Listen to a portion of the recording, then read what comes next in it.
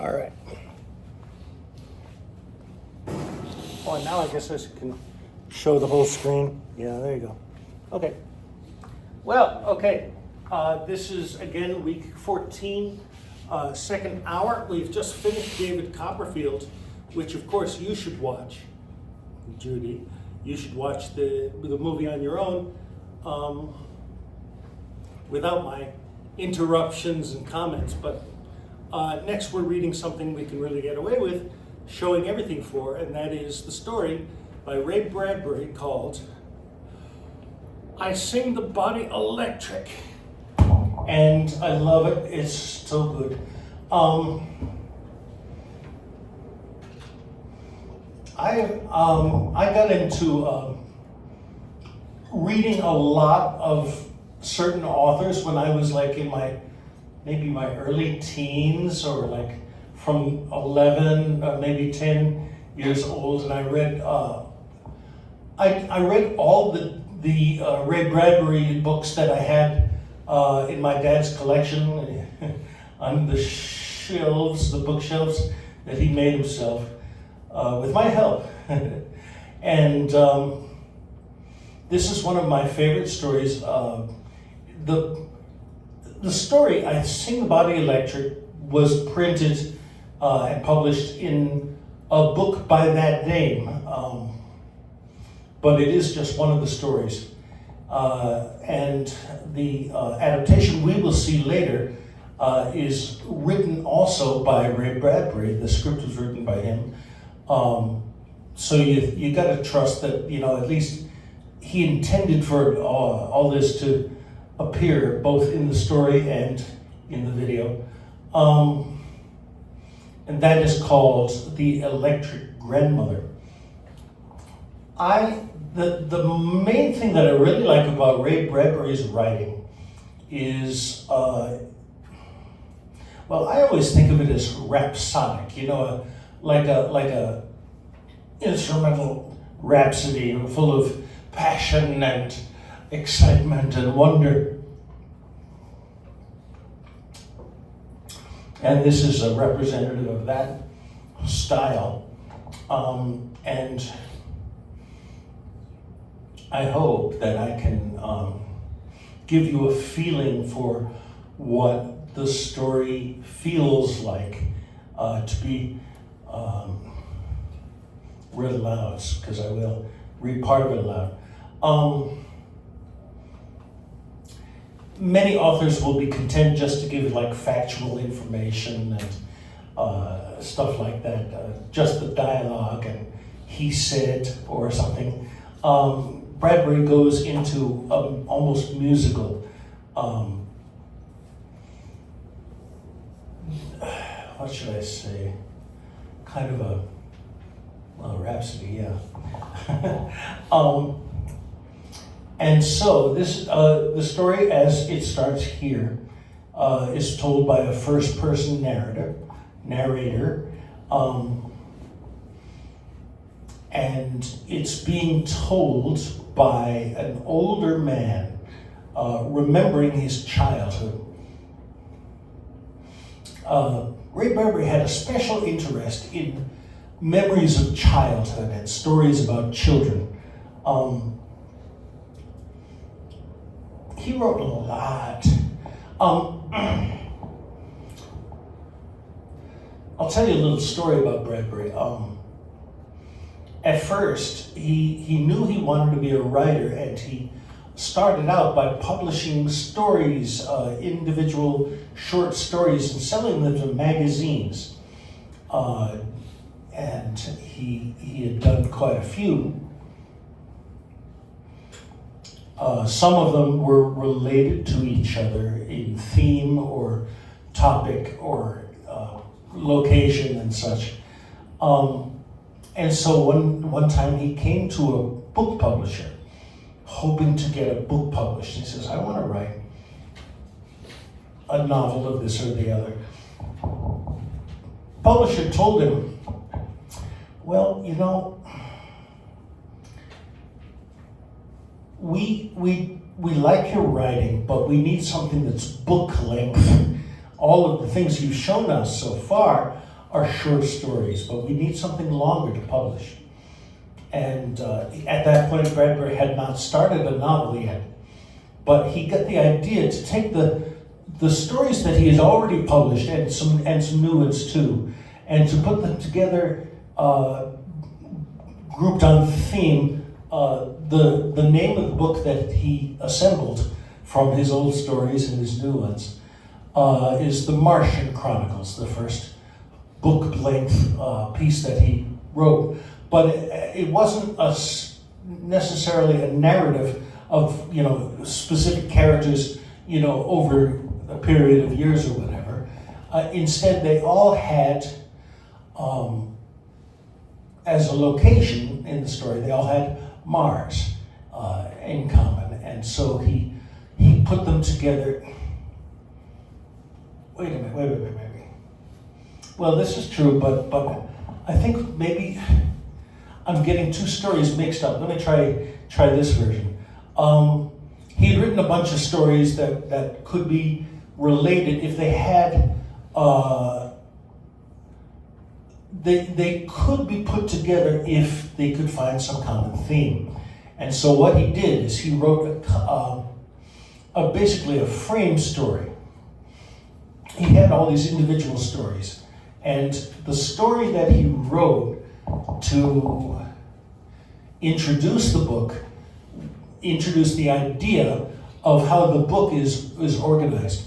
The story is a story of how a man working at a circus was the tattooed man. He had tattoos all over his body. And it starts to appear that the stories that he had on his body actually would change, and they would the things that are being shown on his body are actual things that turn out to be true, and the things that really happen. And so the rest of the stories he put together are things that supposedly are shown on the tattooed man's, the stories on his flesh, and he tied them together that way. I think I was getting it mixed up. Although both of those novels are, they're not really novels, but he did both of them in that kind of way. The book that he published with the tattooed man as the central idea is called The Illustrated Man. Sounds a little more artistic than The Tattooed Man. This is not one of those stories, but it gives you an idea of the way that Bradbury's imagination works. Because he is very imaginative, he is very excited to share the stories with us, the readers. Okay, so this is I Sing the Body Electric, and I'm just going to get started with no preparatory speech. Yeah, I know, but no specific speech about the story and what it's going to have. I'm speaking now as the character Tom, as an adult, in fact an old man, describing his childhood experiences. And he says, Grandma, I remember her birth. Wait, you say, no man remembers his own grandma's birth. But yes, we remember the day that she was born. Okay, so that's the first paragraph, and we got to think, wait a minute, what does that mean? We saw our grandmother being born. Doesn't make sense right away. Okay, so he continues in the second paragraph. For we, her grandchildren, slapped her to life.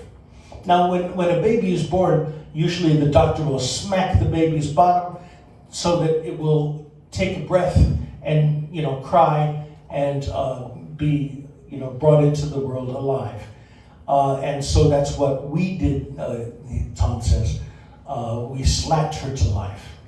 Timothy, Agatha, and I, Tom, raised up our hands and brought them down in a huge crack.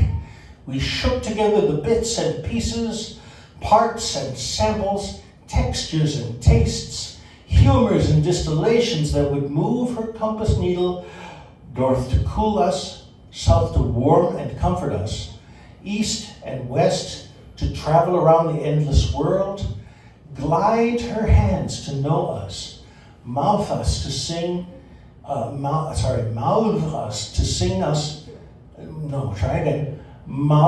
to sing us asleep by night, hands to touch us awake at dawn. The mystery remains. We don't understand how this is possible, but we need to keep reading. Third and fourth paragraphs. Tom says, Grandma, oh dear and wondrous electric dream.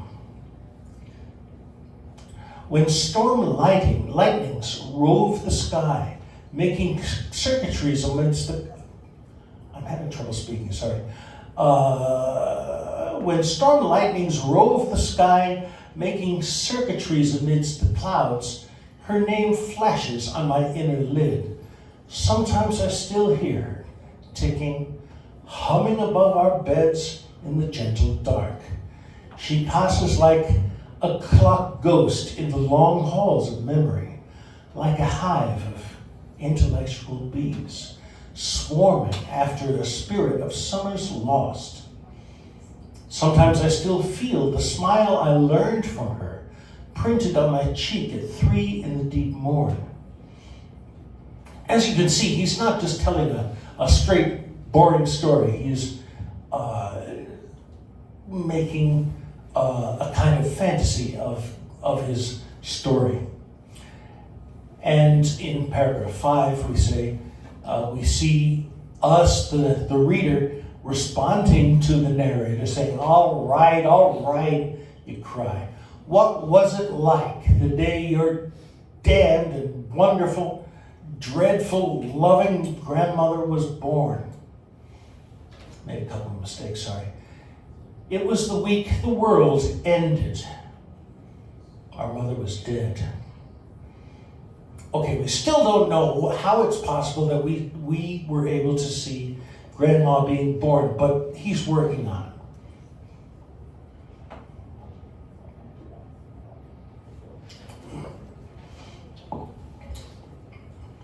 One late afternoon, a black car left Father and the 3 of us stranded on our own front drive, staring at the grass, thinking, that's not our grass.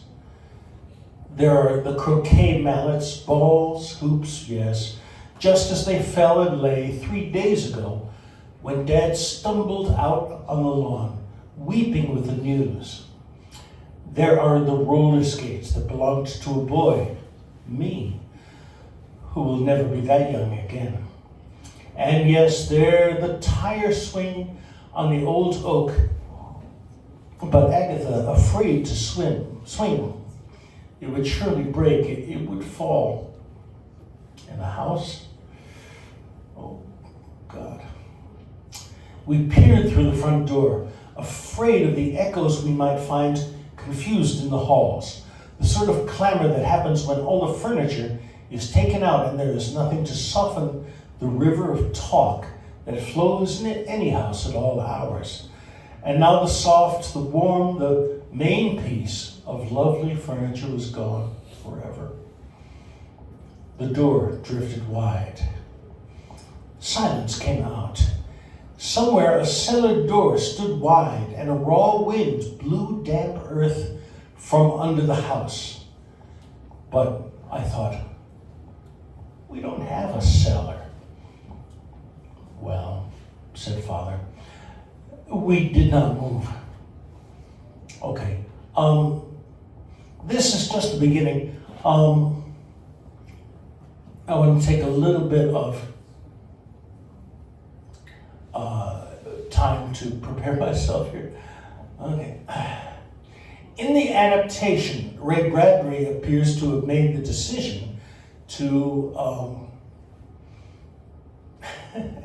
I don't want to use $5 words all the time, but he chose to expand the character here on Clara, no relation, who appears very briefly. This is all of it. And make her a larger character in the adaptation. Not a major character, but still a bigger character than here. Let's check out Aunt Clara's little section here. Aunt Clara, that would be Tom's, Timothy's, and Agatha's aunt, drove up the path in her big canary-colored limousine. A canary, by the way, is a bird which is yellow. Okay, we jumped through the door. We ran into our rooms because they don't like Aunt Clara. We heard them shout. That would be their dad and Aunt Clara. We heard them shout and then speak, then shout and then speak. "Let the children live with me," Aunt Clara said. "They'd rather kill themselves," Father said. A door slammed and Clara was gone. We almost danced. Then we remembered what had happened and went downstairs.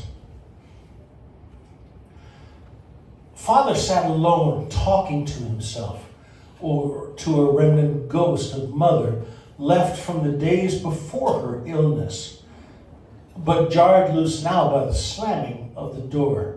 He murmured into his hands, his empty palms, "The children need someone. I love them, but let's face it, I must work to feed us all. You love them, Anne, but you're gone. And Clara? Impossible. She loves but smothers. And as for maids, nurses? Oh." Here Father sighed, and we sighed with him, remembering. The luck we had had with maids or live-in teachers or babysitters was beyond intolerable. Hardly a one wasn't a cross-cut saw grabbing against the grain. Hand axes and hurricanes best described them. Or conversely, they were all fallen trifle, damp souffle. These metaphors are interesting. We children were unseen furniture to be sat upon or dusted or sent for reupholstering come spring and fall with a yearly cleansing at the beach. "What we need," said Father, "is we all leaned into his whisper, grandmother." "But," said Timothy with the logic of 9 years, "all our grandfathers are dead." I'm sorry, I said the wrong word. "All our grandmothers are dead." And the Father says, "Yes, in one way, no, in another." What a fine, mysterious thing for Dad to say. "Here," he said at last. And now we're getting to the explanation for how the kids were able to see their own grandmother being born. He handed us a multifold, multicolored pamphlet.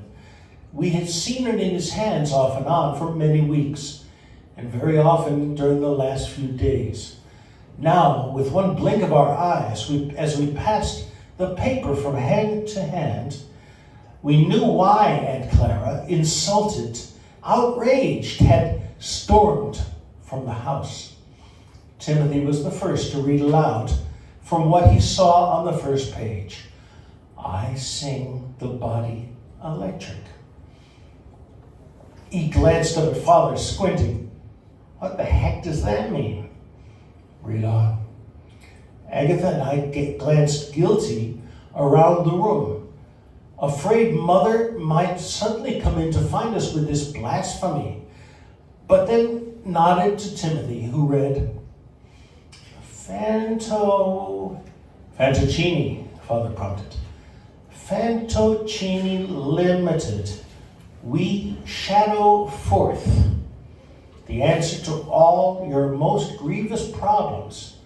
One model only, upon which 1,000 times 1,000 variations can be added, subtracted, subdivided, indivisible, with liberty and justice for all. Where does it say that? We all cried. And you probably have no reason to know this, but every day in the classroom as students in the public schools, we had to say the Pledge of Allegiance, which basically makes children swear every day, except the weekend, to promise to uphold the American way. And when we do that, we need to look at an American flag all together with our hand on our heart and say these words. No, that's the wrong one. I pledge allegiance to the flag of the United States of America and to the republic for which it stands, one nation, under God, indivisible, with liberty and justice for all. So that's where that comes from. I don't think it's very proper to say under God in a public school where there's supposed to be a separation between church and state, but for some reason it does say that. Okay, anyway, so we hear the lines with liberty and justice for all from the Pledge of Allegiance, and we all say, where does it say that?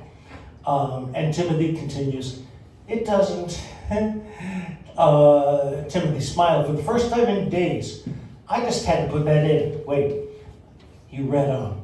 For you who have worried over inattentive sitters, nurses who cannot be trusted with marked liquor bottles, and well-meaning aunts, uncles, and aunts, Agatha said, well-meaning, but, said Agatha, and I gave an echo, we have perfected the first humanoid genre, mini-circuited, rechargeable AC/DC Mark V electrical grandmother. And everyone says, grandmother? The paper slipped away to the floor. Dad? Don't look at me that way, said Father. I'm half mad with grief and half mad thinking of tomorrow and the day after that. Someone pick up the paper and finish it. I will, I said, and I did. The toy that is more than a toy. The Fantaccini electrical grandmother is built with loving precision to give the incredible precision of love to your children. The child at ease with the realities of the world and the even greater realities of the imagination is her aim. She is computerized to tutor in 12 languages simultaneously, capable of switching tongues in 1,000th of a second without pause, and has a complete knowledge of the religious, artistic, and socio-political histories of the world seated in her master hive.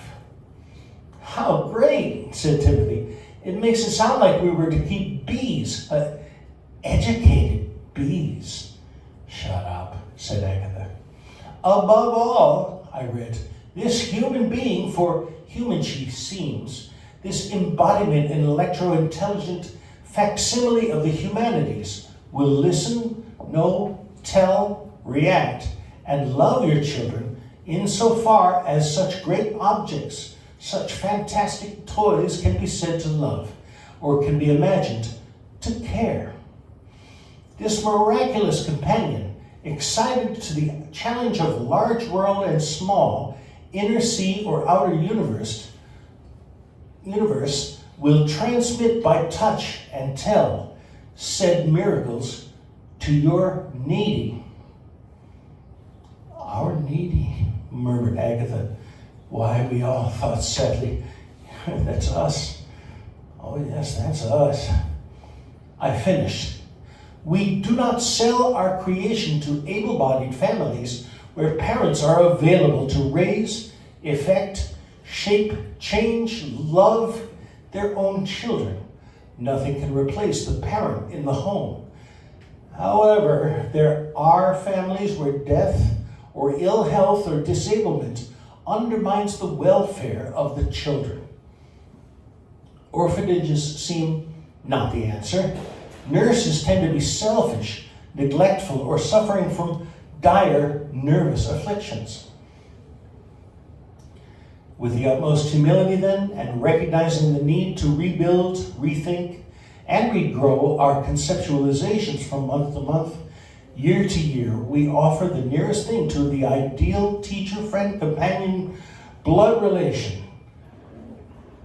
A trial period can be arranged for, "Stop," said Father, "don't go on. Even I can't stand it." Okay, this is the point where we need to stop. But please read the story before next week. It is terrific. I love it. It's interesting now at this time in technological history to read a story written back in, I think, the 50s or the 40s, which basically predicts AI, something that appears and acts human, but in fact is not, is created by people. Maybe you would say it's like an android, not the phone, I mean a real android. And I'd like you to think about the relationship, the differences or similarities between AI as we are coming to understand it now with what Ray Bradbury is describing in this story. So that's the homework, read it. And next week we will get into it more and see the adaptation. Yeah.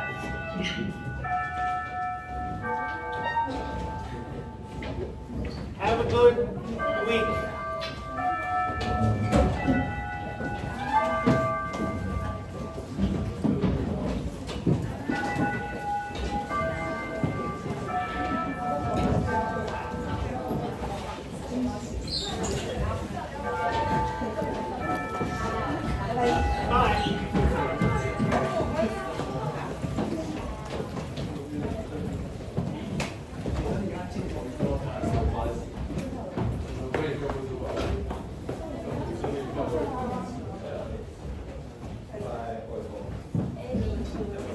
You want to fix the roll call sheet?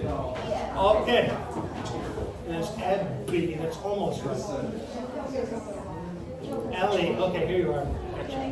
You're welcome.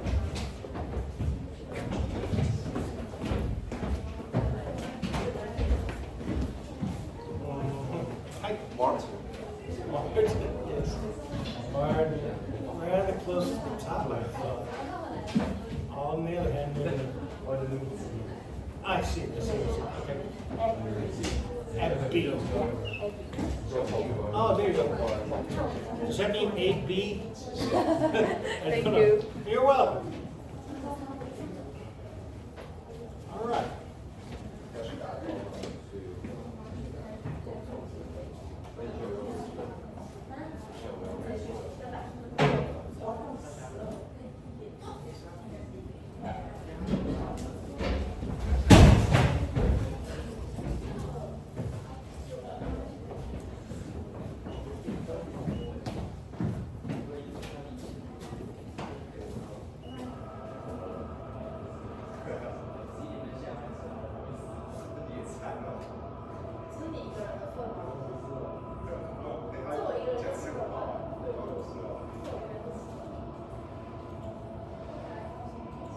Okay.